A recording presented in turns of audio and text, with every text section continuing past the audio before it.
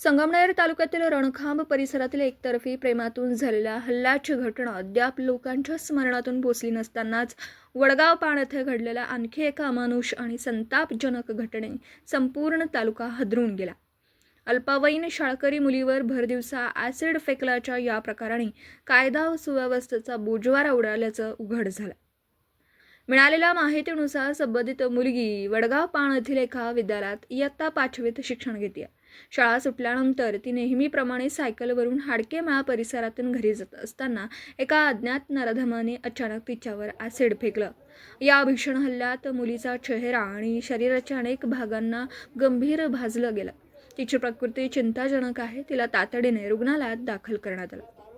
ही घटना केवळ एका कुटुंबावरच आघात नसून संपूर्ण समाजाच्या विवेकाला हादरवणारी आहे।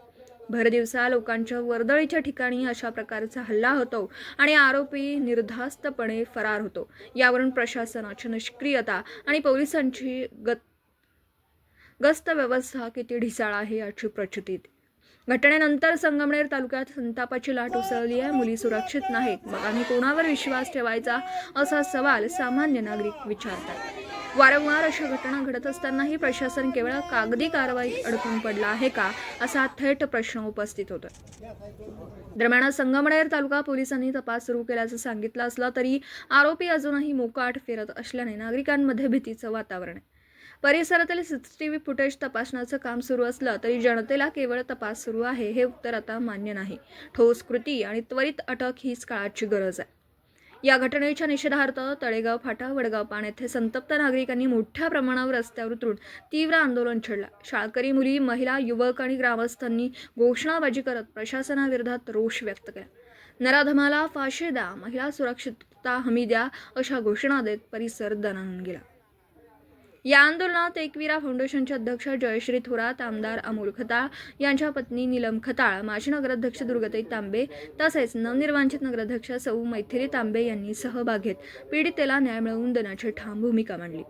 संतप्त नागरिकांनी आरोपीला तात्काळ अटक करून कठोर शिक्षा देण्याची मागणी केली असून अशा विकृत प्रवृत्तीला कायमचा आळा घालण्यासाठी फाशीची शिक्षा देण्यात यावी अशी जोरदार मागणी केली। दरम्यान या घटनेमुळे पुन्हा एकदा महिला व अल्पवयीन मुलींच्या सुरक्षेचा प्रश्न ऐरणीवर आला। शाळकरी मुलीही सुरक्षित नाहीत ही वस्तुस्थिती अत्यंत भयावह असून प्रशासनाने केवळ आश्वासनांवर न थांबता प्रत्यक्ष कृतीतून विश्वास निर्माण करण्याची वेळ आली। आता प्रश्न केवळ संतापाचा नाही तर अस्तित्वाचा आहे। आरोपी पकडला जाणार की पुन्हा एखादी निरपराध मुलगी बळी जाणार? वातावरण तालुक्यात जिल्ह्यामध्ये तयार झालं। खरं तर ही फार दुर्दैवी काल घडलेली घटना फार दुर्दैवी आहे आणि त्यातल्या त्यात ती चिमुकली म्हणजे अल्पवयीन आहे आणि ह्या गोष्टीसाठी आज आपण सगळे इथं उतरलो आहे। पण आपल्या महिलेच्या, आपल्या मुलींच्या सुरक्षतेसाठी आपण कुठंतरी प्रशासनाने आणि पोलिसांनी वेळोवेळी जर अशा विकृतींना वेळेत जर कठोर शिक्षा केली तर अशा प्रवृत्ती घडणार नाही। कारण की आपण बघतोय कोणीही सांगत नाही का अशा घटना, असे विकृती आहे यांना की हे, पण यांना ह्या सवयी लागलेल्या असतात। कारण कुठंतरी ह्या अशा अपराधाच्या सवयी कुठंतरी यांना पहिल्यापासूनच असतात, म्हणून ह्या अशा घटना घडताय। अतिशय निंदनीय घटना आहे ही घडू नये आणि ही घडली आहे। तरी घडल्यानंतर काल कुठं भाऊंनी विधिमंडळात असतानाच भाऊंनी हा लगेच तात्काळ अधिवेशनातही प्रश्न मांडला की आमच्या ह्या महिला भगिनी आमच्या तालुक्यातल्या असुरक्षित आहे। 2 दिवसापूर्वी अशी एक घटना घडली आहे, तर यांच्या सुरक्षिततेसाठी आम्हाला फार मदत करणं गरजेचं आहे। म्हणजे ह्या प्रवृत्ती आपण म्हणतो की करणारा हा लहान असेल मोठा असेल, पण मी तर म्हणते लहान, ह्या प्रवृत्तींना एवढ्या लहान वयात जर अशा दुर्बुद्धी सुचताय तर कुठेतरी यांना सुद्धा आळा घालणं तितकंच महत्त्वाचं आहे।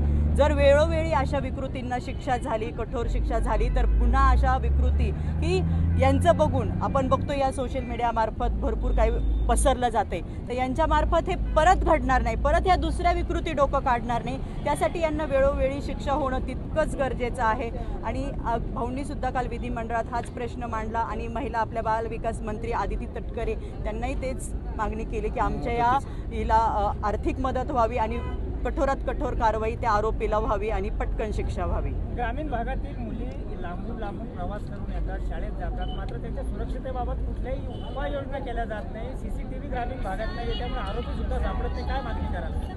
नक्कीच ह्या मागणीसाठी आता आपल्या तालुक्याचे आमदार यांच्याकडे भरपूर मागण्या आल्या आहेत, पण माझं प्रत्येक गावकऱ्यांना आणि गाववाल्यांना आणि प्रत्येक ग्रामपंचायतीला हेच म्हणणं राहील तर तुम्ही तितकंच आम्हाला सहकार्य करा की जेणेकरून आपल्या गावातील मुली जर आपल्या वाडी वस्तीवर आपल्या गावातल्या शाळेत जर जात आहे तर आपण सगळ्यांनी मिळून त्या ठिकाणी प्रत्येक जिथे जिथे शक्य आहे तिथे तिथे CCTV बसवणे तितकेच महत्त्वाचे. आणि ज्या वर्दळीत, कारण की शेतकरी माणूस म्हटलं की शेतकरी आपल्या मुलांसाठी तेवढा वेळ जाण्या येण्यासाठी सोडवायला देत नाही. आपल्या ह्या मुली, आपले हे मुलं कुठेतरी सायकलवर पायी प्रवास करून आज शाळा शिकताय आणि हेच मुलं आज कुठेतरी पुढे जाताना दिसतंय, मोठ्या उच्च पदावर शिक्षण घेत आहे. तर यांच्या सुरक्षिततेसाठी जसं आज प्रत्येक गावकऱ्यांनी, गावातल्या प्रत्येक पंचायतींनी, प्रत्येक कार्यकर्त्यांनी, प्रत्येक गावकऱ्यांनी एकत्र येणं तितकंच महत्त्वाचं आहे. आणि त्यांच्यासोबत आम्ही एक तालुक्याचे लोकप्रतिनिधी म्हणून आपले आमदार अमोल भाऊ खताळ तर नक्कीच तुमच्या पाठीशी कायम आहे आणि वेळोवेळी तुम्हाला मार्गदर्शन राहील.